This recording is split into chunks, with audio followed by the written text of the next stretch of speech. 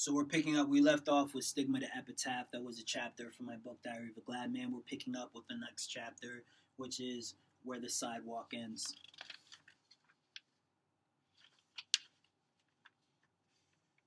It was almost if the capacity we are ignorant, it is almost if the capacity we are ignorant of as a boy is the same capacity which we become aware when we become wiser and later come head to head with our true potential, who we have not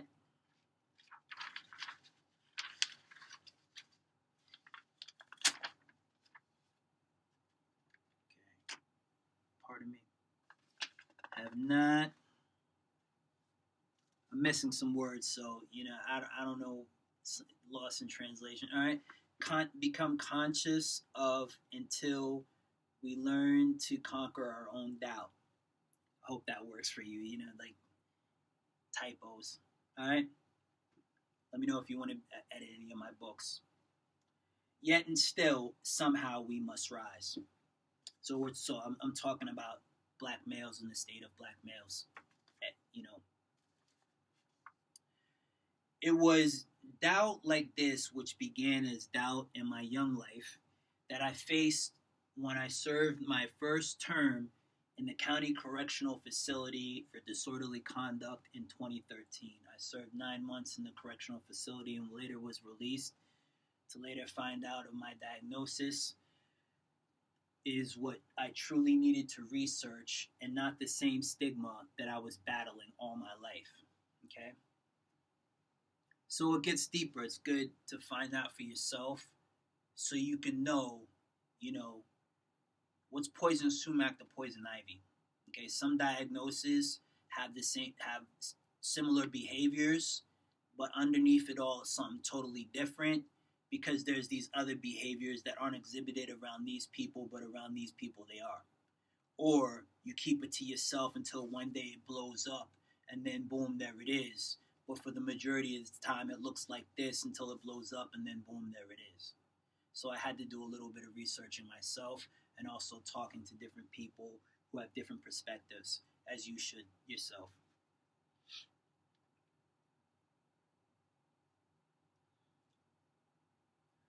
I served 9 months in the correctional facility and was later released to find out that PTSD is something that I needed to really consider myself. I still haven't really looked deeply into that, but I began to. This is part of the reason why I began to study psychology. When I ended up studying it, it wasn't just for the criminology part. It was to get an understanding of other diagnoses, even if the diagnoses aren't mine, so I can know how to deal with people with these diagnoses and see what similarities we have between us. All right, so is what I truly needed to research and not the same stigma I was battling with my life, all my life.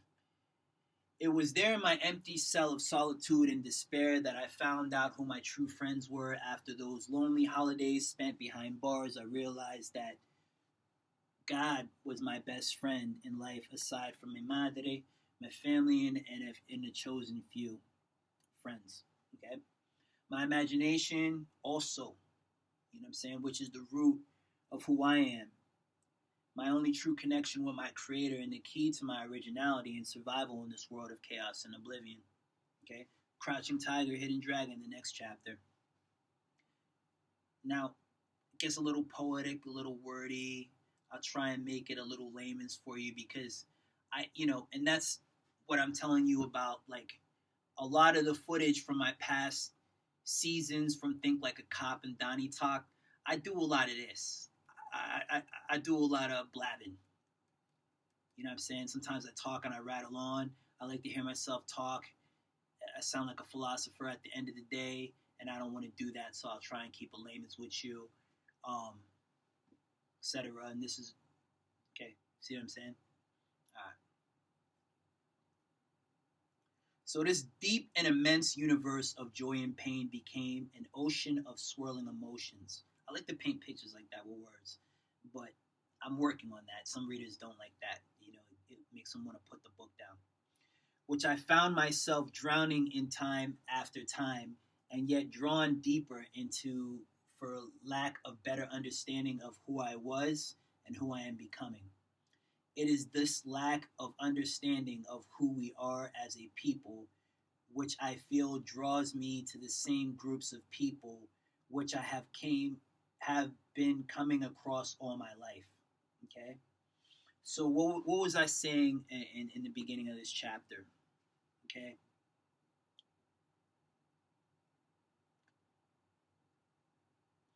I was saying that the world of the huge world of all these emotions began to stir me up, and I felt myself drowning in this environment that I put myself in from time to time for a lack of better understanding as I was discovering who I was becoming. Okay, if that makes any sense. I'm trying to keep it as layman's as possible. Okay, but I had a lack of understanding, and it's this lack of understanding of who we are as a people, which I felt draw me to the same kind of people who also had this similar lack of understanding. Okay, some of these people have been very deep people who not only have deep souls but deep roots in their communities. Okay, so these are genuinely good people, but genuinely also in the same breath, some of these people that I came across had as much issues as I had at the time. Okay. Others who I have been trying to avoid, unfortunately, have deeper wants and deeper needs than I do, and turned out to be the kind of people that I should not be surrounded with consistently. But nonetheless, but none like the ones I have met being transient on the streets. So, um, you have people who could definitely be good people to um, correlate with, to hang out with, but have issues, and then you have other ones not so much. Okay, a man apart. The next chapter. I spent the majority of the past 10 years of my life transient, wandering back and forth from the east to the west coast, finding myself often in the most random situations, from couch surfing, squatting, to even dumpster diving. Now, this is very, very brutally honest, deep internal look into my life of some of the things that I wasn't doing right that I could have been doing, and some of the reasons why I was stuck in this vicious cycle. Okay? Be kind. Okay? When I go to these venues or these platforms and I share these stories with you, be kind. Even prior to that, me uploading my stuff on YouTube, me putting stuff on Instagram, me putting all these social networks, I try. I don't have a PhD. I don't have a doctorate in therapy and psychology. I just began studying psychology a couple years ago. Psychology is a lifelong study that nobody will ever get to the bottom of, even the ones with the doctorates and the PhDs. But they're a lot further than me. So I wouldn't compare me to Newton, the physicist, let alone Sigmund Freud. I wouldn't compare me to any of the greats. I wouldn't compare me to any of the least. Don't compare me to a professor. Don't look at me like a Nobel Peace Prize or some person who's a phenomenal speaker.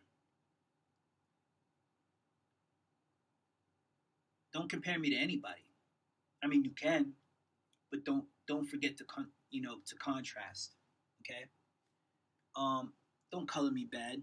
These are my attempts to look into serious things that may need, you call it character defects, like literally call it what it is, flaws.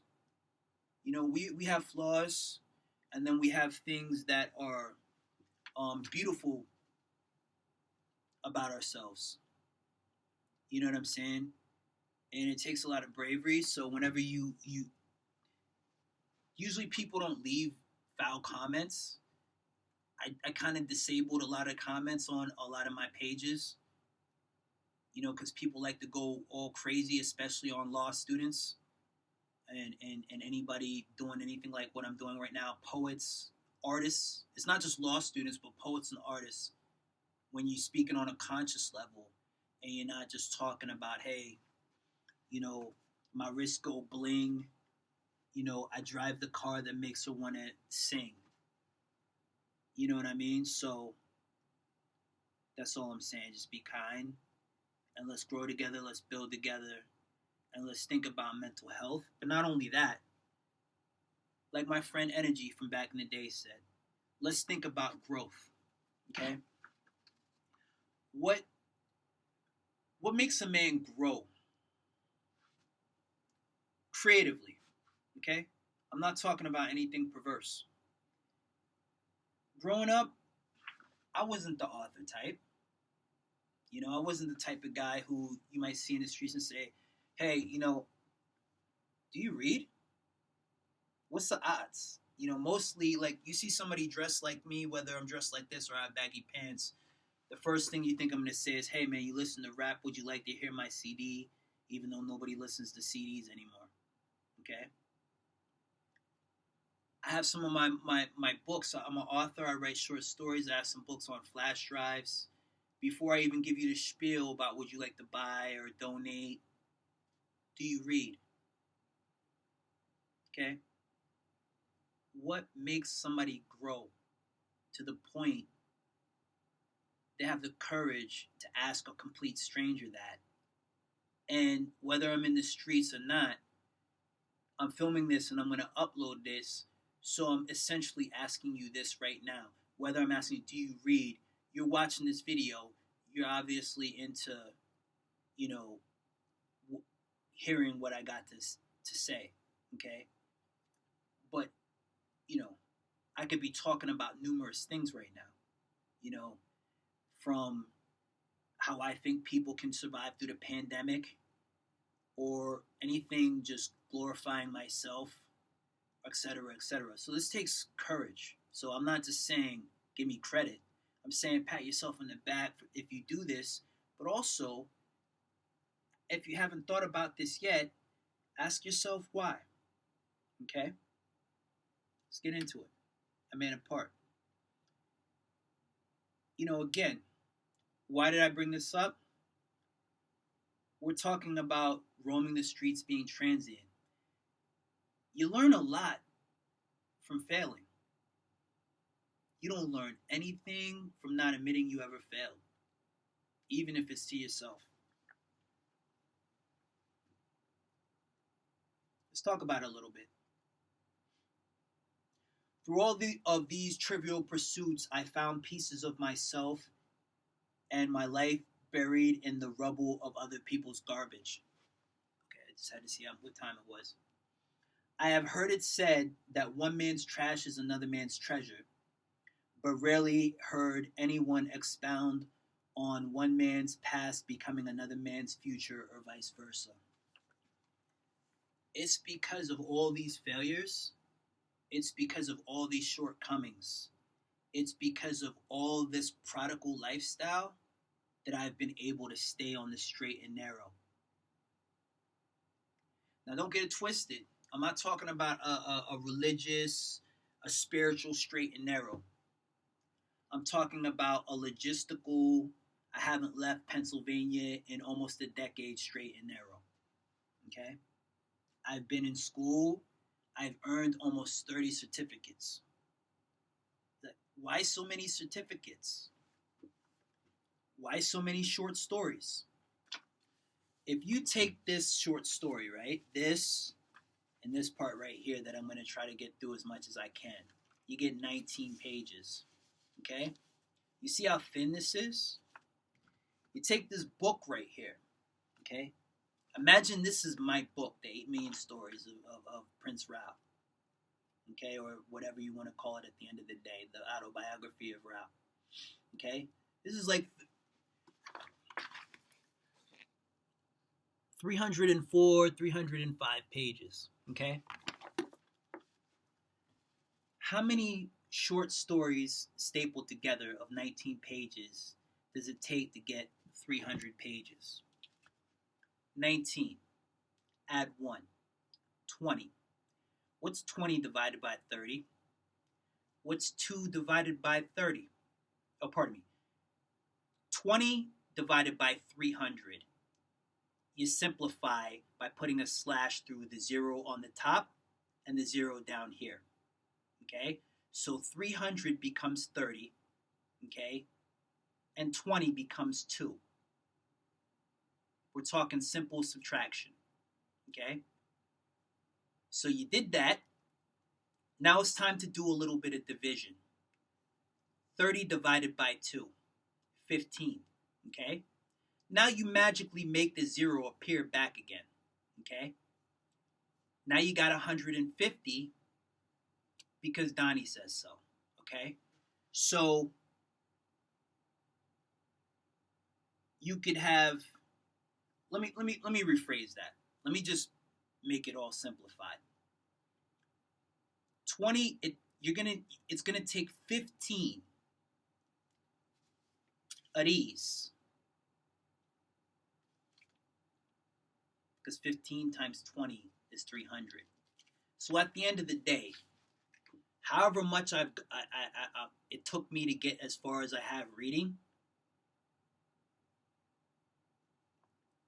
multiply that times 15 hours or whatever in the day, we're going to be here for a while to eat a Snickers. So that's all I'm saying. At the end of the day,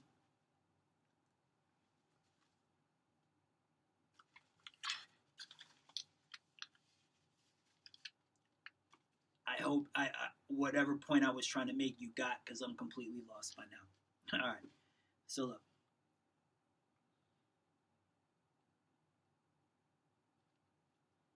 I've heard it said that one man's trash is another man's treasure, but rarely heard anyone expound on one man's past become another man's future, vice versa. This is why I earnestly believe in the truth of that statement. All right? So, in the Bible, during the Messiah's life, there was said to be a rich man who posed this question to the Messiah: what will he need to do for him to make it to paradise? The Messiah heard this, and he replied that it would be much easier for a camel to make it through the eye of a needle than a rich man to make it into heaven. This is like a scripture from the good book that was actually one of my madre's favorites, but also is something that a lot of people, had said to me before, recited to me before, and it actually ended up becoming one of my favorites. Why am I bringing this up in a Man Apart chapter in this book? We're talking about me wandering for years and being transient, and we're talking about me being very prodigal and really coming to like a point where it's like I'm trying to get to a place of rest and restoration, but I didn't know how. Okay? So, trying to make this the little analogy. So, what's that? Page 3. We're going to go to page 4. Again, bear with me. This is literally my first short story. So, a lot of it is going to be a little like all over the place. But that's what editors are for. Eh? You want to edit my book? You know how to call. All right. To leave his most precious belongings, and as the commandment states, love and seek your Creator with all your heart and soul. I wasn't trying to sit here and give a sermon through this book or this chapter alone. A man apart. I'm in Los Angeles. I was feeling like a man apart. Okay? Nothing like home was anywhere that I saw. Okay? Not the friends that I used to blaze with. Not any of the basketball courts that I used to shoot hoops at.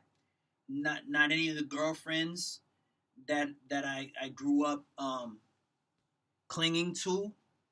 Nothing. Just a great Pacific Ocean if you go close enough to dare even look.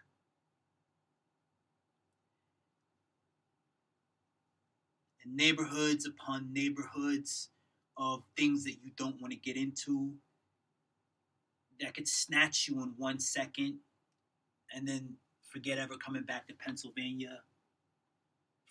Maybe nobody ever heard of you ever again. Okay? But I was saying to myself, I was thinking these things. How do I get this restoration that I'm looking for? I went to Miami. I thought it was going to be there. I went to Los Angeles. I thought it was going to be there. All these places, New York, Chicago, Atlanta, all these places, I thought it was going to be there. In each place, I learned a different lesson. But this is a very important one that I'm sharing with you right now. Talking about leaving behind things. Okay? I didn't have a lot of possessions when I was in Los Angeles. I had a Mac. I had a tattoo kit. I had clothes.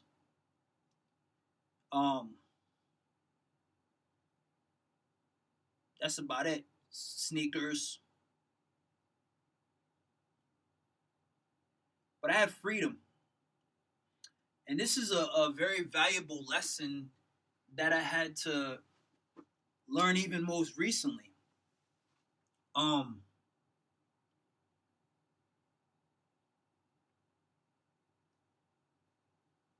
When you travel, at least me, there's no need to, hey, it's like 8 o'clock. Let me go check on some loved ones, see if I could take out their trash. 6 o'clock, 2 hours earlier, if it would dawn on me at a time like that. Seems to be about the time when people would be finishing dinner. Let me see if I could go help do the dishes, lighten the load of somebody that I love. There's no need to do that. So a lot of times when I was in Miami, it felt great. True indeed, this wasn't my responsibility. If you want to think about it in a shallow perspective. But if you're not thinking in a shallow perspective, you care for people because they once cared for you. So we can't do it all the time. You got to know when to hold them. You got to know when to fold them. This is not me giving somebody like you advice. This is me and my rationale as I think when is the proper time for me, myself, to do these things. Okay? And how I looked at it back then as opposed to how I look at it now. Okay? Compare and contrast, etc., etc. But mostly just explaining this chapter, and I'm writing this down as I'm in the driveway at 11934 Willowbrook Avenue, Los Angeles, California. And all the way on the bus, on the Greyhound, we right back to Pennsylvania. The Diary of a Glad Man. Reasons to be glad.